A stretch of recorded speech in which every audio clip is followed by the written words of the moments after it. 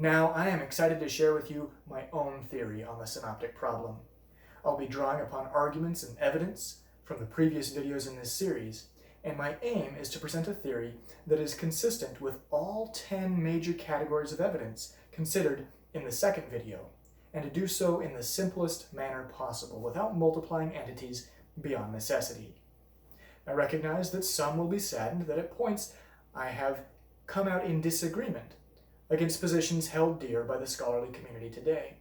In previous videos, I've examined the reasons for some of those points of disagreement, and I suggest that the impasse that exists in synoptic studies today is itself evidence that somewhere along the line we've missed something.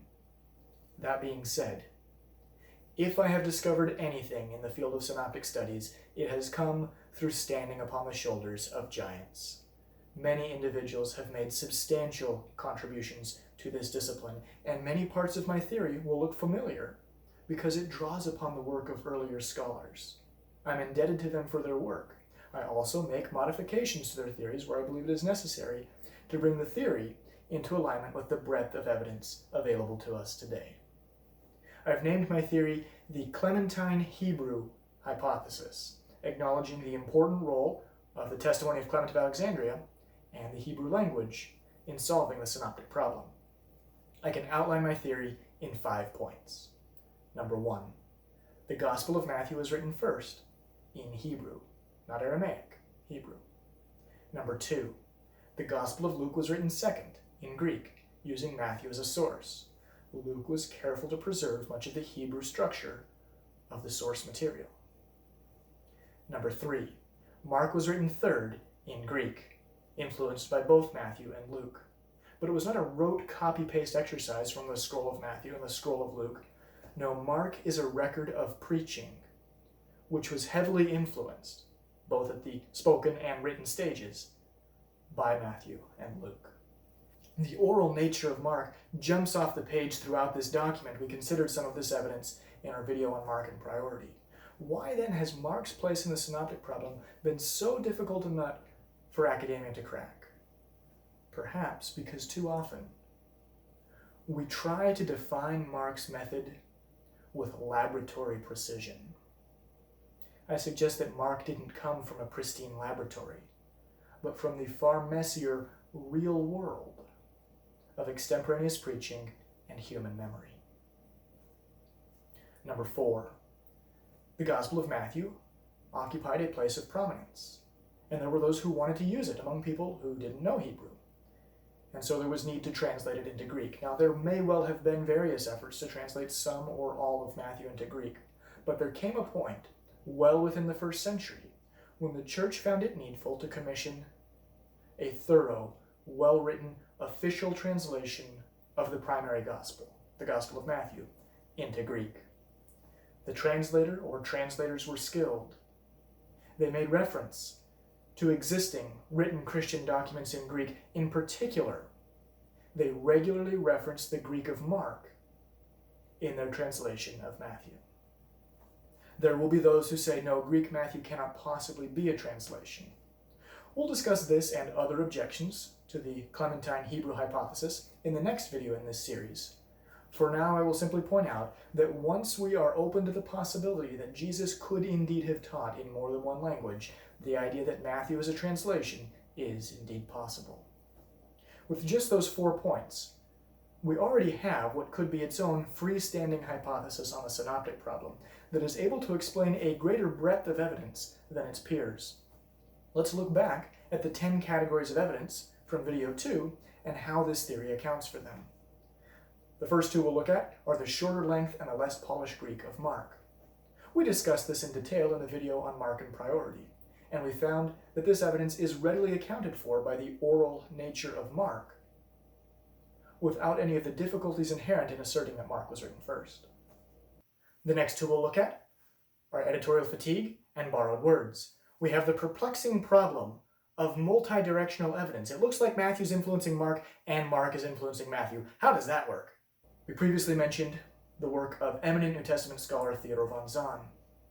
Although there are points of disagreement between my theory and his, we are in agreement that the bidirectional evidence between Matthew and Mark is best explained by an original Matthew in a Semitic language, Mark taking stories, content, material from Matthew, and then Matthew when translated into Greek using Mark as a reference. Thus, Mark will have content from Matthew, and Matthew will have content from Mark. This can explain both the editorial fatigue in multiple directions and how Matthew and Mark could have borrowed each other's words, phrases, and ideas. Not only can we account for editorial fatigue and borrowed words, we can account for evidence in both directions, something that's been very challenging for most theories to do. Category of evidence number 5, the minor agreements of Matthew and Luke against Mark. No problem. If Luke used Matthew as his primary source and executed what Claude Tremontant would refer to as a careful Septuagint-style translation into Greek, we would have many agreements such as we find. Number 6, hypothetical documents. This theory does not need to appeal to any hypothetical documents. We can make the evidence work using only sources for which we have historical documentation. Number 7, the unanimous testimony of the early church that Matthew was the first gospel written. This theory puts Matthew first, in accordance with that evidence. Number 8, the argument from order. From the argument from order, we found compelling evidence that Mark was written third. This theory puts Mark third, in accordance with that evidence. Number 9, the influence of the Hebrew language. We'll harken back to the work of Robert Lindsay. This is where the Clementine Hebrew hypothesis clicks in a beautiful way. What did Robert Lindsay find? The Gospel of Luke translates readily back into Hebrew. This is quite consistent with what we would expect on this theory. If Luke is executing a careful Septuagint-style translation, he preserves much of the Hebrew structure. He's drawing from Hebrew source material. The Gospel of Mark does not readily translate into Hebrew because Mark went through an oral filter, obscuring some of the Hebrew structure of the original material. And then Matthew, the mixed bag in Matthew. Portions of Matthew translate readily back into Hebrew, and portions of Matthew, specifically those shared with Mark, do not translate readily back into Hebrew. How does this work? Because the translator of Matthew used Mark as a reference. Where Mark was available as a reference, Matthew used a lot of Mark's Greek. This meant that if Mark did not preserve the Hebrew structure, it won't be in Matthew either. But where there was no Mark to reference, Matthew is more faithful to the original Hebrew. This confluence of evidence I find fascinating, and it's readily explained by the Clementine Hebrew hypothesis. That leaves number 10, the only category of evidence we haven't discussed yet, which is the testimony of Origen of Alexandria. He said the order was Matthew, then Mark, then Luke. In order to make sense of this evidence, some discussion of chronology will be needed. In video 10 in this series, we'll do a deep dive on the chronology. For now, I'll present just the punchline. Origen's testimony preserves, accurately, the order in which the Gospels were cataloged in the influential church in Rome. Luke was written before Mark, but Mark was written in or near Rome, and by the time Luke's Gospel got to Rome, the Gospel of Mark had already been published. When we do our deep dive on chronology, we will see why this is exactly what we would expect, given the evidence.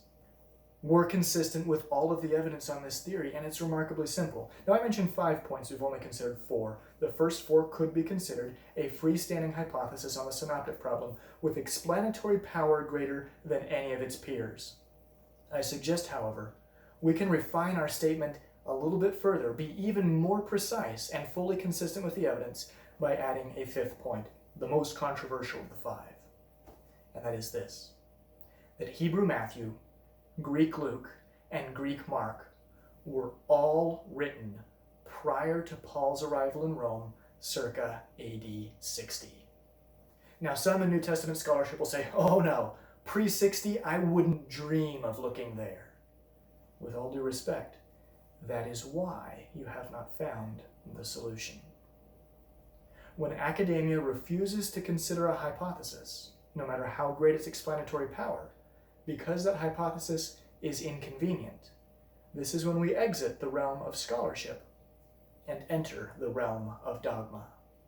I stake my theory not on its popularity, but on the claim that it is the best explanation of the evidence.